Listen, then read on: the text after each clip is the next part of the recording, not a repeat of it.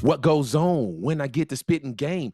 Confluence is a combination of different technical tools, such as candlesticks, Fibonacci levels. You have key levels like price action.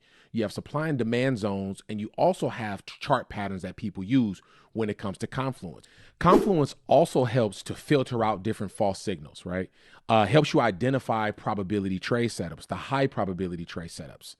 And what I do is when I look for Confluence, I'm looking for price action to help me strengthen my trading decisions to take the right trade. Price action is my main source of Confluence when it comes to taking trades. To me, it's the most reliable form of Confluence, and it doesn't focus on the actual chart patterns or Fibonacci levels. It focuses on the price movement and the price action on the charts.